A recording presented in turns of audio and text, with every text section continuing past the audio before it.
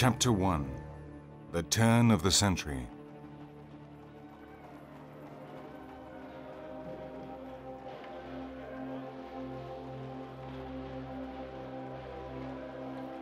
Throughout the last 30 years of the 19th century, the world was at peace. Unstable and precarious, but there was peace.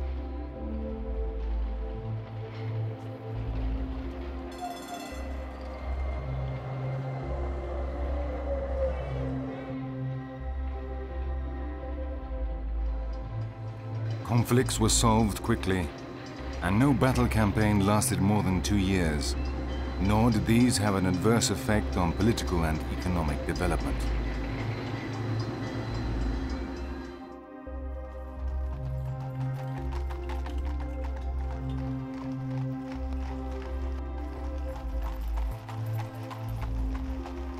Nevertheless, it was possible to guess that future instability would concern economic antagonisms at a time when the economy had become the basis for international relations.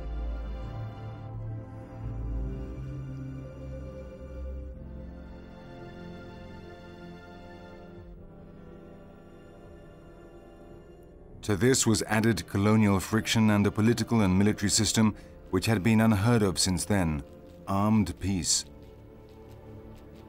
This situation led to increased rivalry and suspicion, to such an extent that when Nicholas II called for disarmament in 1898, Germany said it was just a Russian trap.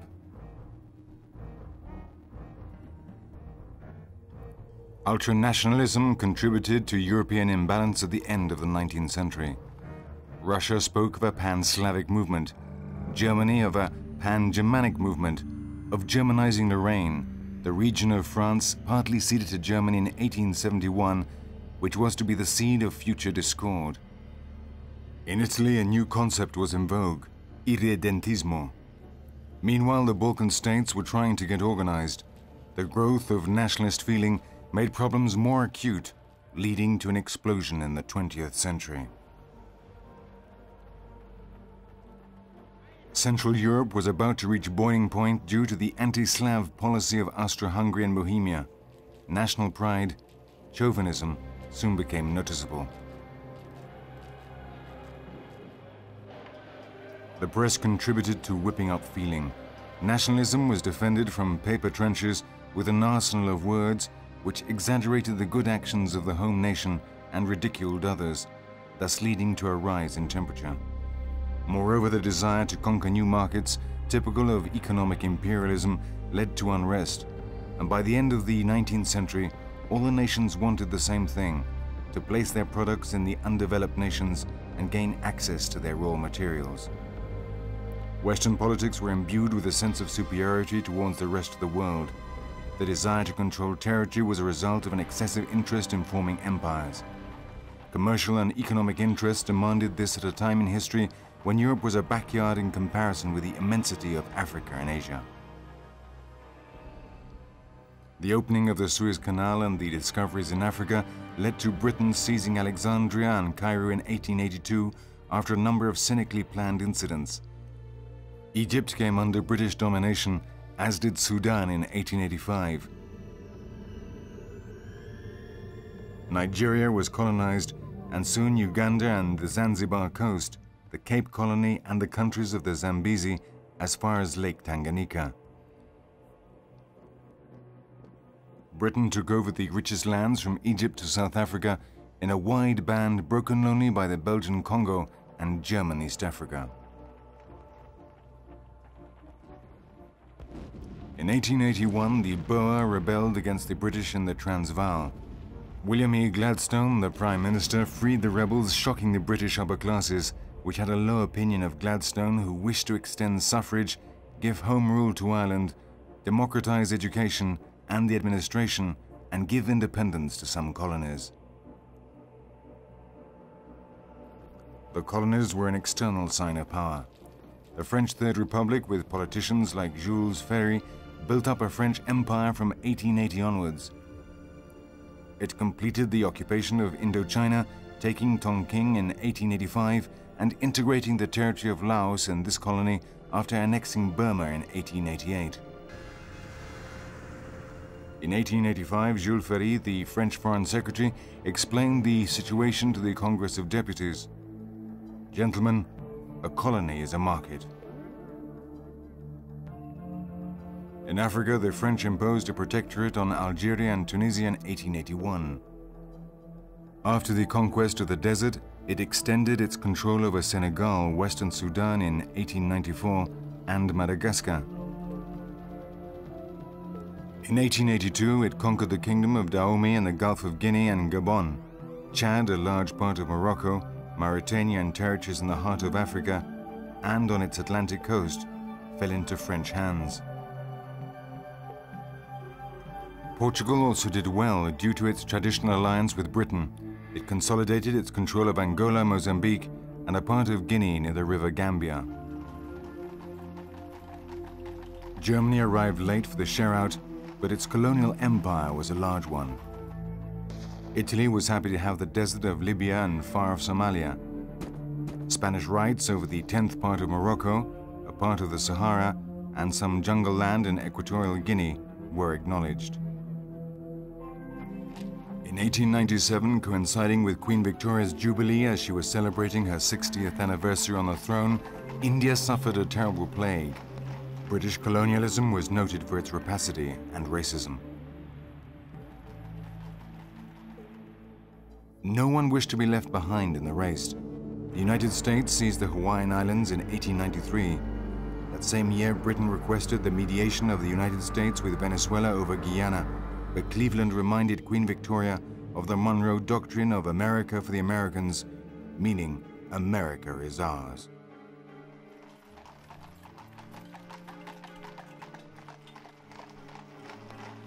In 1871, the Franco-Prussian War ended. This conflict laid the political foundations for the 20th century, with France returning to a republican regime and the birth of the German Empire with Chancellor Bismarck. In order to maintain the balance of power, a system of secret alliances was organized, leading to the creation of blocs. This was a system of Bismarck, the outstanding figure until 1891. The Iron Chancellor proposed consolidating the integration of Alsace-Lorraine into the Second Reich and endeavored to isolate France by forming the Triple Alliance, or the Alliance of the Emperors: Wilhelm I of Germany, Alexander II of Russia, who was to be assassinated on March 13, 1881, and Franz Joseph of Austria.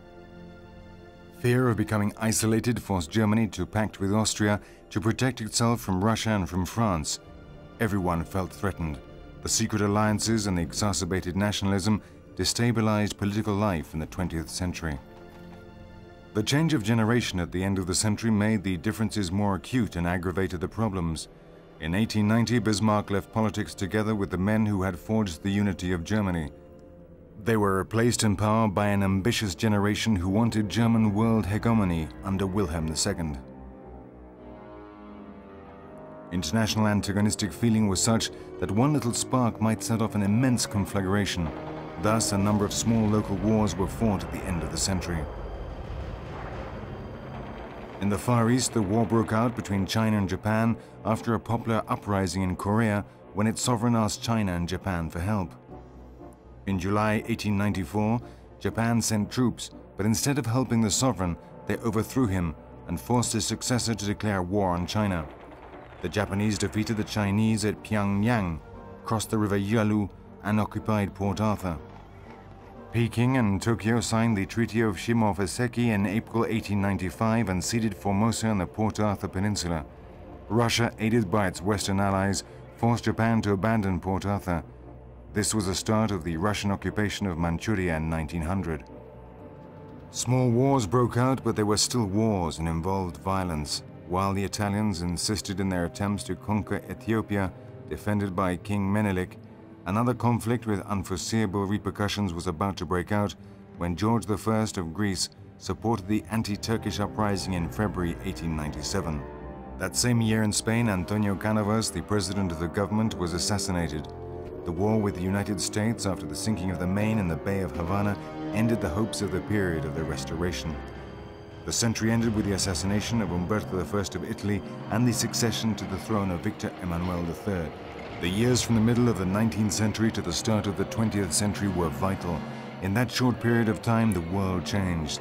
There was one word for it: progress, the magic word that summed it all up. The train developed to an extraordinary extent. 500,000 kilometers of track encircled the Earth, and the rise of the railway benefited the economy and spurred the commercial activity of emerging countries like Canada, where the Canadian Pacific linked the Atlantic and the Pacific in 1876. Russia built the Trans-Siberian Railway with a length of 7,500 kilometers in 1891. Railway transport of goods was joined by a rise in the number of steamships. Around 1898, transport prices fell by half. At the end of the 19th century, agriculture was boosted. Immense territories came under the plow. This was easy as land cost little and its produce reached the markets cheaply and fast. The combine harvester had been invented, and in 1889 the petrol-driven tractor was being manufactured. The American agricultural trading centers, the enormous production of Russia, which bought the first machines with wheat and set up its first factories. India began to rationalize its cereal crops. Australian wool and the huge meat production of the south of South America were boosted from 1875 with the refrigerated slaughterhouses invented by Daniel Holden shortly before. The boom in agriculture and fishing in the vast emerging world was to Europe's disadvantage.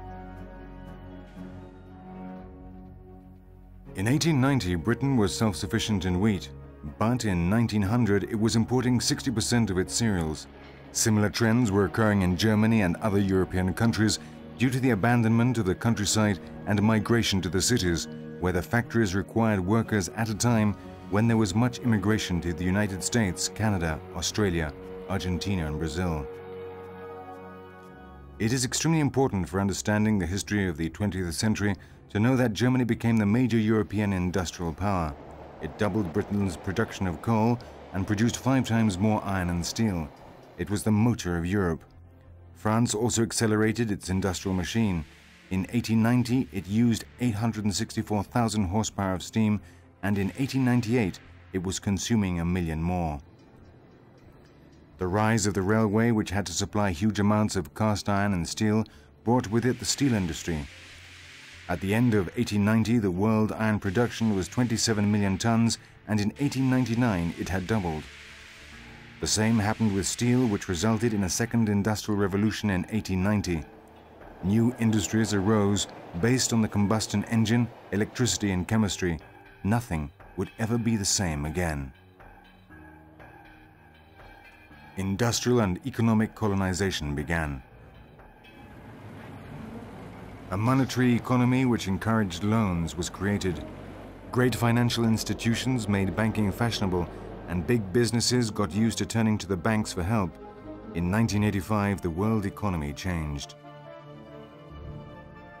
The good economic climate required a political structure that would encourage peace and guarantee order. In 1899, on the initiative of Tsar Nicholas II, the Hague Conference was held. Americans, Europeans, and Asian powers agreed to solve their conflicts through arbitration. All of them signed. The end of the century political structure laid the foundations of the 20th century, but the changes in lifestyle were due to the great inventions. Technology was beginning to determine man's destiny and his likes, satisfying his needs and creating new ones. Hire purchasing made it easy for everyone to buy everything, and society began to surmount class differences. People tended to consume the same products and dress in accordance with a pattern laid down by the trade and promoted by publicity. Geniuses invented useful things. Edison and Marconi were 2 examples of this. The discovery of Hertz waves in 1887 led to a revolution in communications. Hermann Hollerith laid the foundations of computing in 1880 with his statistical machine using perforated cards. The first electric bulb was invented in 1879. 2 years later, Edison, the inventor of the incandescent lamp, set up a generator in Pearl Street, the first street with artificial lighting. 10 years later, he founded the General Electric Company. In 1876, Alexander Graham Bell gave the first demonstrations of his telephone in the Philadelphia Exposition. This invention was to revolutionize the world. In 1878, the first telephone exchange was set up in New Haven, Connecticut. 1 year later, the telephone reached Europe. The development of the telephone and the extent to which it was accepted. In 1885, there were only 70,000 subscribers in the world. In 1873, the typewriter was invented, and from then on there were important technical and scientific inventions every year: the submarine, photography, stereo sound, the car, the Zeppelin, the fountain pen, the motorcycle, the tire, cinema, radio, and the teletype. A mass of brilliant inventions changed the lifestyle of everyone and brought mankind into a new era. In 1896, Antoine H. Becquerel, the physicist, observed that uranium emitted active radiation when placed in front of photographic plates. He had discovered radiation. Louis Pasteur demonstrated that microorganisms cause disease, and Robert Koch isolated the tuberculosis germ. In the world of sport, the Olympics, an event held in classical times, was recuperated due to the work of Pierre de Freddy, the Baron de Coubertin. The first modern Olympics were held in Athens and was attended by 285 athletes from 13 countries. Baseball received its consecration as the king of sports in America as it boomed in popularity.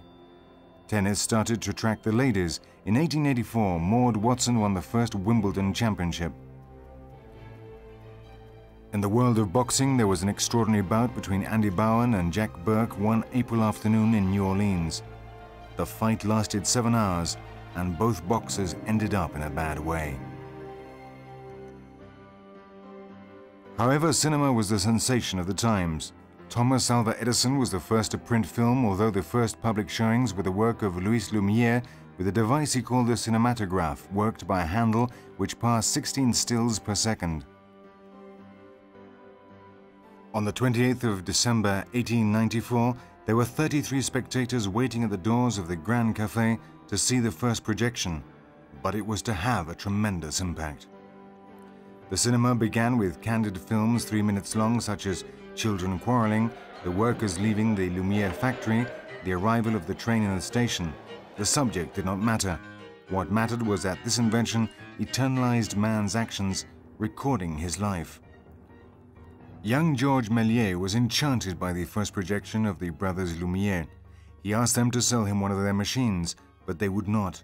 From then on, he put all his efforts into trying to get his own equipment, and filmed extraordinary films such as Trip to the Moon in 1902 and The Dreams of an Astronomer in 1898.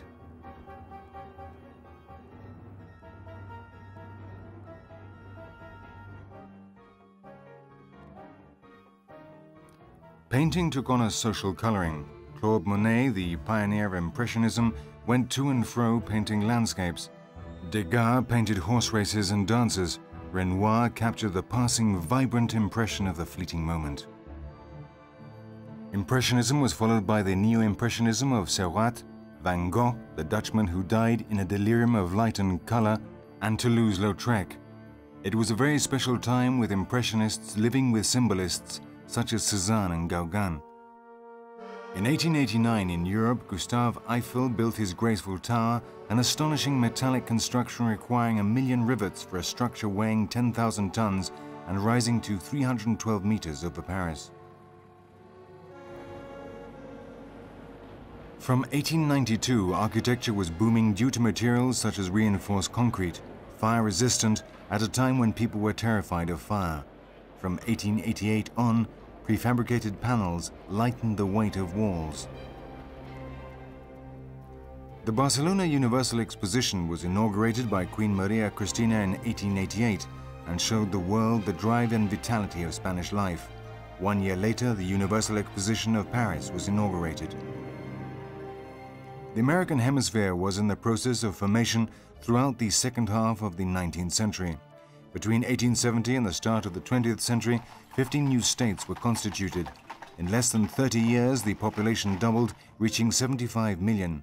The key to American industrialization was its domestic market, which grew with the waves of immigrants, a market with no customs barriers or restraints, almost without taxes. The West, with agriculture and cattle rearing, was behind the Democrats, the standard bearers of free trade. The trade unions were established. Grover Cleveland, whose last term in office ended in 1897, had left the ranks of the Democratic Party. It was the eve of American capitalism. The South became a textile giant. In the Great Lakes region, the canning industry was growing, and the discovery of oil spread a new gold fever. The new civil leaders born in the more modest classes valued work more than the worker. John Rockefeller set up the first oil refinery in the United States and founded the Standard Oil Company. Andrew Carnegie became the Steel King and Pierpont Morgan the King of Finance. But no one knew how to rid the country of racism, nor did they wish to.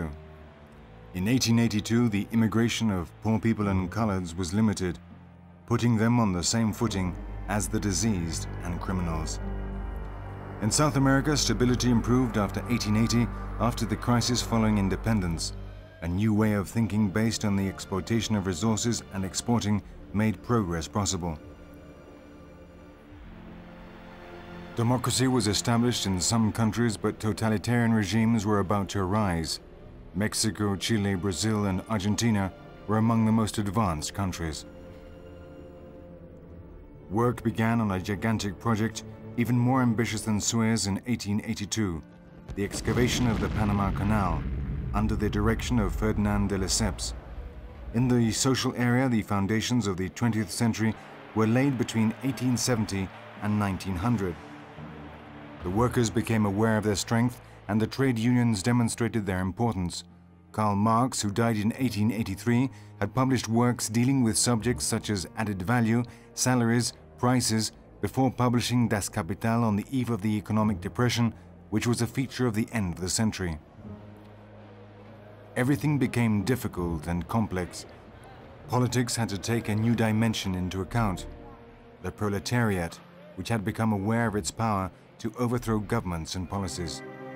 Not even Sherlock Holmes, the clever detective invented by Conan Doyle in 1887, could put right the often difficult situation the nations were led into by social agitation. In 1877, Leo Tolstoy had published Anna Karenina, and in 1892, Gerhard Hauptmann wrote The Weavers of Silesia, a drama on the social revolution which drew attention to the fact that the 20th century would be the century of the masses and that social disorders would increase. Strikes became general even in the United States, where the 8-hour working day was vindicated. The British trade unions and the workers in all of Europe demanded the same things, and socialism spread throughout the world.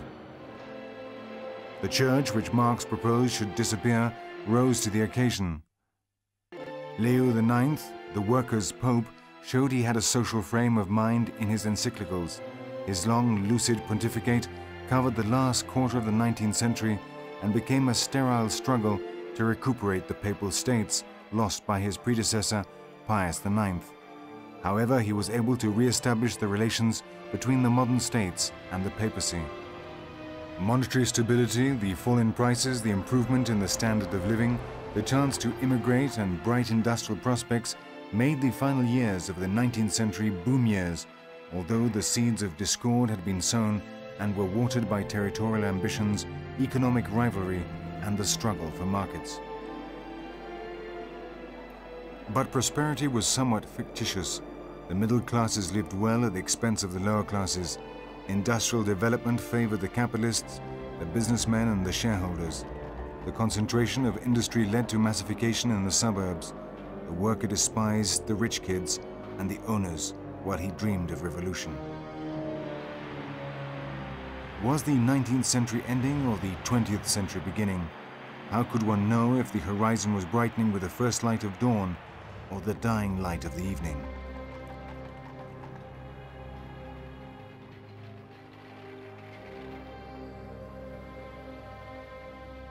The century began with tragedy. In April 1906, a great earthquake destroyed the city of San Francisco in California and left more than 1,000 dead.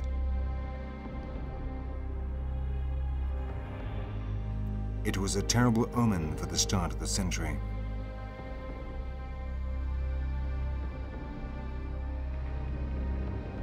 The fears McLuhan had expressed were going to be true. The 19th century was one of reflection and prudence. The 20th century began with evident signs of tragedy, with mankind heading towards unceasing confrontation.